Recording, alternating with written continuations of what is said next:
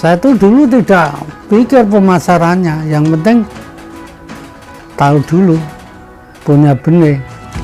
Ikan gabus itu dikatakan kuat ya kuat. Karena apa?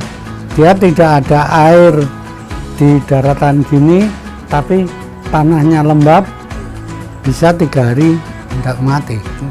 Karena saya pertama kali yang melihara gabus. Ya kalau daerah sini kan kurang, tapi kalau orang-orang luar Jogja itu banyak sekali. Kan gabus itu tidak untuk lauk tok. Jadi yang penting itu untuk kesehatan manusia.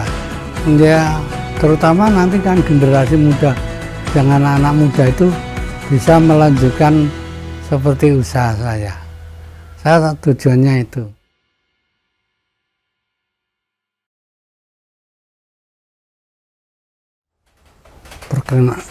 Perkenalkan, nama saya Sukijo, tapi pada umumnya orang-orang nyebut saya itu Mbah Kijo.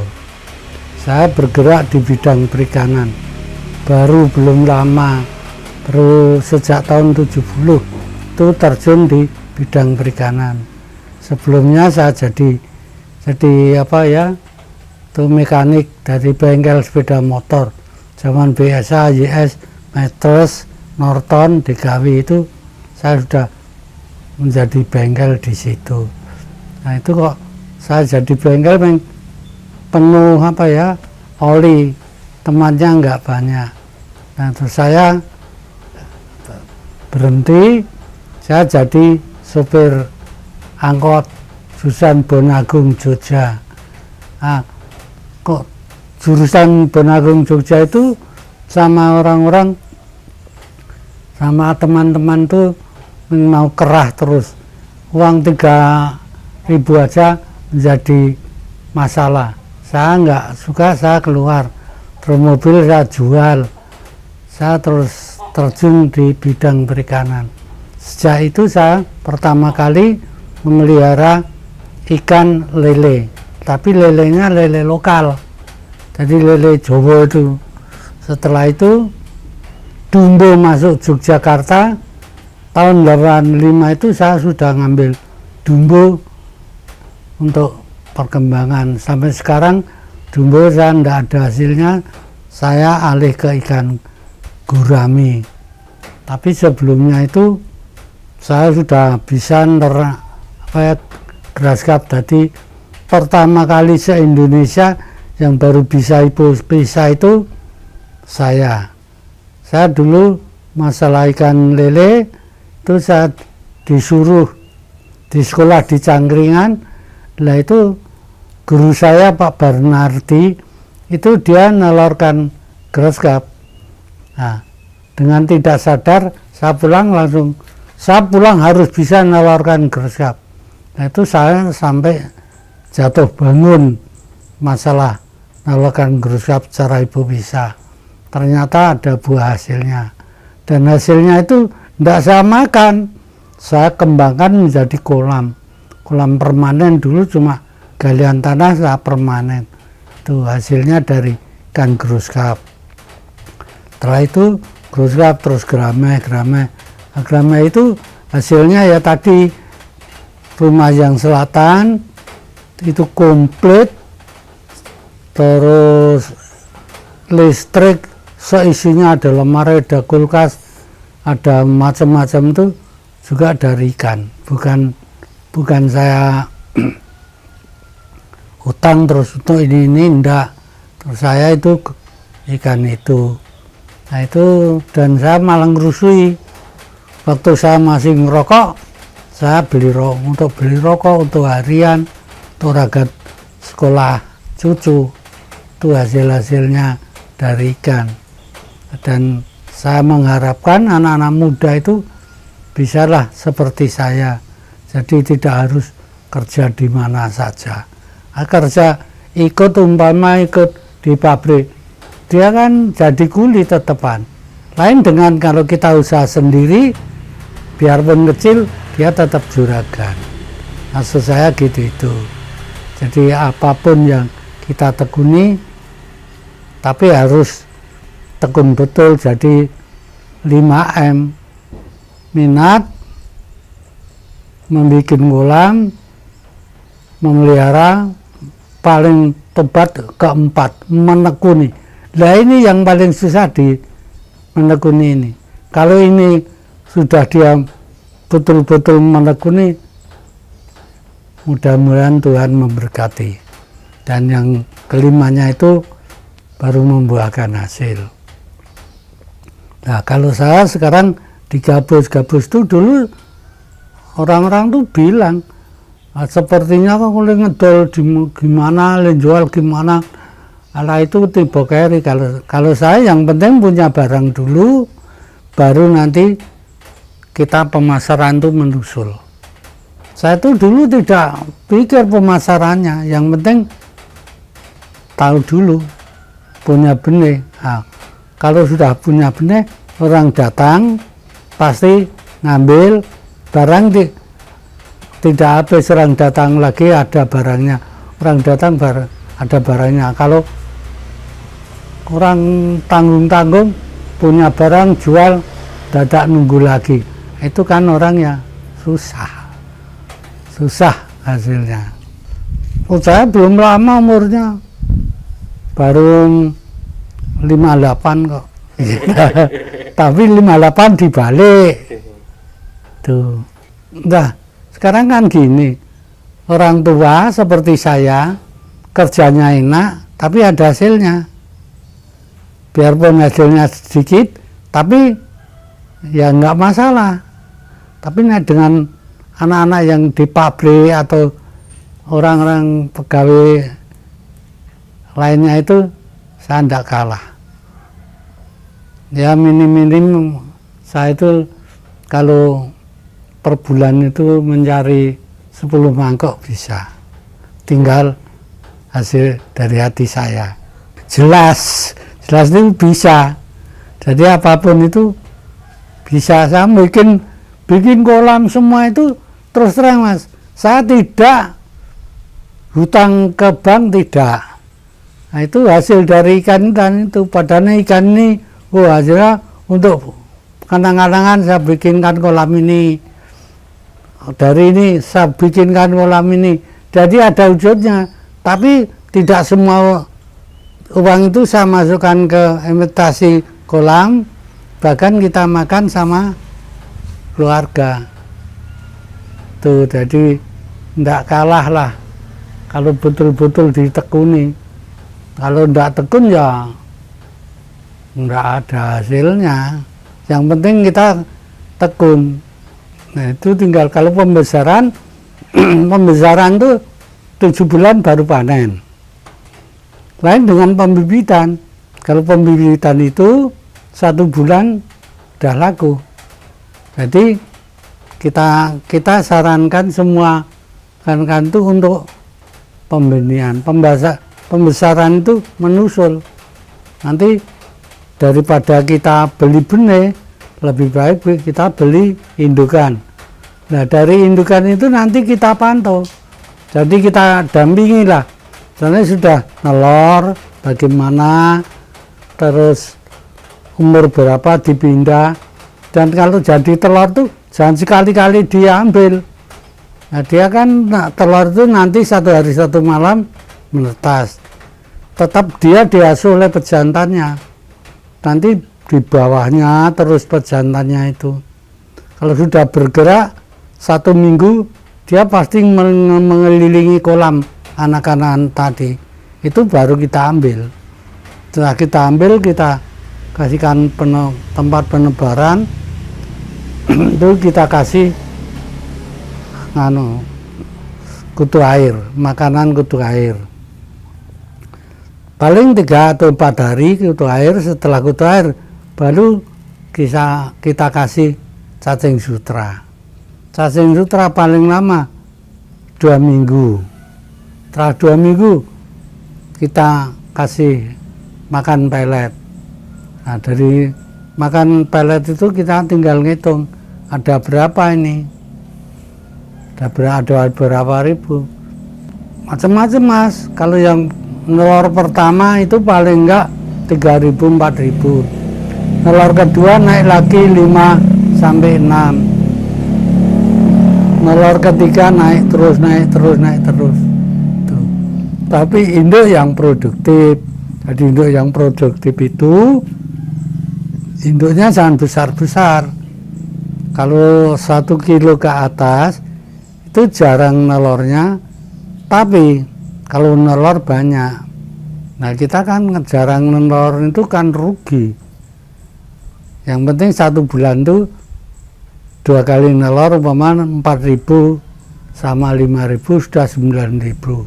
Yang besar itu 1 tahun paling 15.000, kan rugi.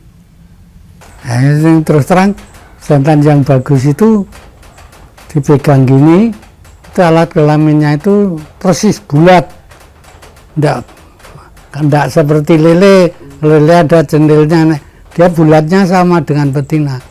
Tapi kalau jantan itu ada titik hitam 2, itu dia jantan dan dekat sama sirip bawah.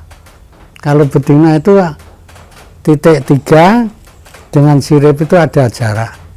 Kita 1 sisi ada jarak, itu pasti betina.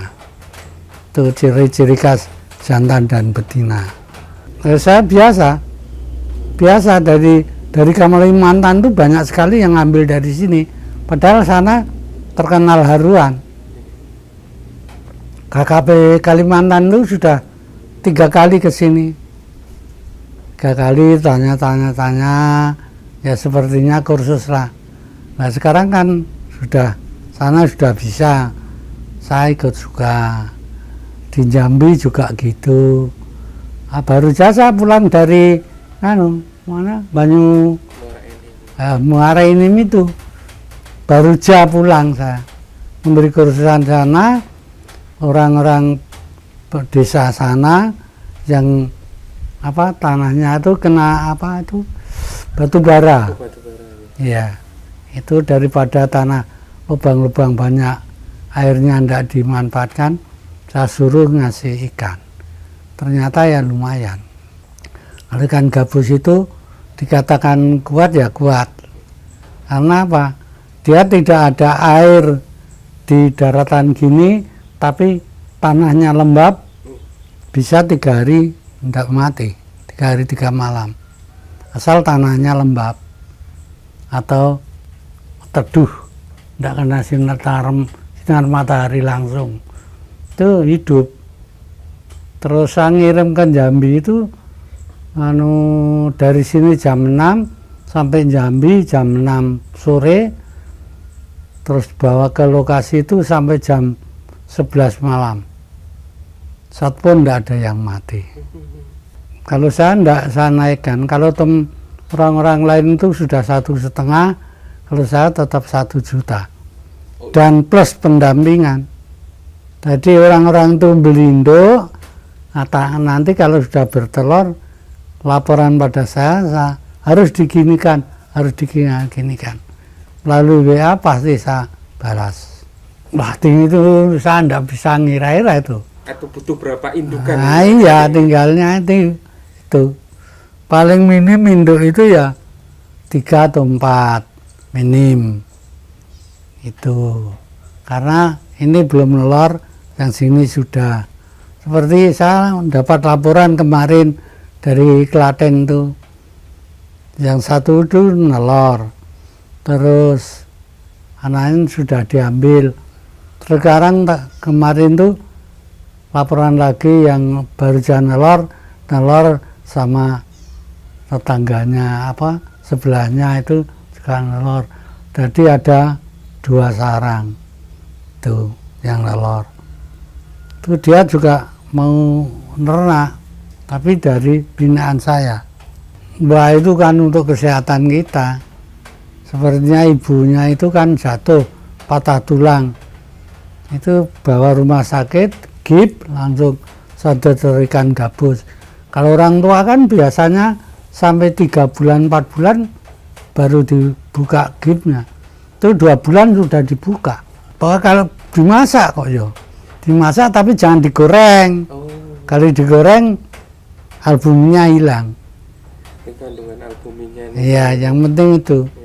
Tadi setelah itu kita cuci bersih, kita kupas semua segala kotoran, lalu cuci bersih, kita kasih jeruk nipis. Nah, mau dimangut, ini masakan yang untuk mau mangut itu dimasak sudah mau matang, baru dikasih ikannya. Kira-kira ya 1/4 jam itu sudah matang. Karena saya pertama kali yang melihara gabus. Kan banyak sekali sekarang yang melihara gabus gini-gini. Banyak, tapi yang pertama kali kan saya yang menemukan ikan gabus itu, yang menemukan budidaya. Makanya seperti Bapak Agus Sumomiharjo, penasihat menteri itu bilang dia di luar negeri itu 5 tahun di Thailand. Sana gabus banyak, suka dia makan gabus, tapi itu kembali Indonesia kok susah. Terus menemukan saya, datang tempat saya sebelum ya sudah pandemi kemarin, tapi awal-awal pandemi dia datang terus suruh gini ya, saya kirimi telur, dia sambat nggak bisa lembani, terus saya kirimi induk, dia netas baru bisa mengamati ya. Sampai sekarang dia nggak pernah komen dengan saya. Sudah berhasil, saya suka. Ya kalau daerah sini kan kurang, tapi kalau orang-orang luar Jogja itu banyak sekali. Dari Balai Riset dengan Pak Nur Huda itu, dia juga ke sini belajar. Dia kan orang dari mana itu? Oh, Jawa Barat.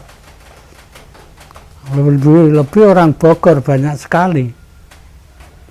Orang Bogor itu banyak yang ngambil dari sini. Bogor, terus Bekasi, itu ada itu di itu buku-buku tamu. Ya tinggal tadi, tinggal kemantepannya anaknya kan lain-lain. Jadi wah, saya seperti ini anak Bantul, dia pegawai sapam di BRI, dia betul-betul nekun ikan gabus. Nah, lumayan, benihnya ngambil tempat saya. Terus seperti Pak Marianto Parangtritis, dia juga tekun menggeluti itu. Dia pembesaran tapi hasilnya lumayan. Kan saya beli nggak boleh. Jual sendiri. Monggo. Tapi benih ngambil tempat saya. Ya, terutama nanti kan generasi muda, yang anak-anak muda itu bisa melanjutkan seperti usaha saya. Saya tujuannya itu. Apalagi di Indonesia. Sekarang kan sudah enggak ragu lagi. Enggak ragu. Kalau saya dulu masih ragu. Ragunya gini. Saya diposting oleh orang Malaysia itu, Pak Abdul Sungkur, saya suruh jadi narasumber sana. Saya enggak mau, karena apa? Karena nanti kan gabus diklaim sana kan yang rugi Indonesia. Nah itu terus saya enggak mau. Terus itu datang yang dari Mandi Angin tadi, Kalimantan, dan sekarang sudah dihak paten di Kalimantan. Monggo kalau orang Indonesia yang menghak patenkan, silahkan, karena orang Indonesia tuh. Ini yang penting orang-orang kita lah. Kalau orang kita, saya tidak pandang bulu, dia kaya atau miskin, mau terjun tuh ya seperti itu. Banyak itu yang terjun di situ. Kan gabus itu tidak untuk lauk tok, Jadi yang penting itu untuk kesehatan manusia. Yang namanya albumin itu kan untuk kesehatan manusia. Pertama itu. Jadi orang-orang banyak yang menggunakan kan gabus gini penyakit ini ternyata dia sembuh. Itulah kebanggaan saya. Pertama itu. Kedua kalinya dagingnya juga enak. Nah itu mama ini saya ambil albumin. Nah setelah itu sisa atau dagingnya itu kita bikin kerupuk atau kita mangut, kita kan masih enak juga. Jadi yang penting itu kita ngambil albumin, kunci utama itu. Jadi untuk kesejahteraan, kesehatan manusia seperti kita ini.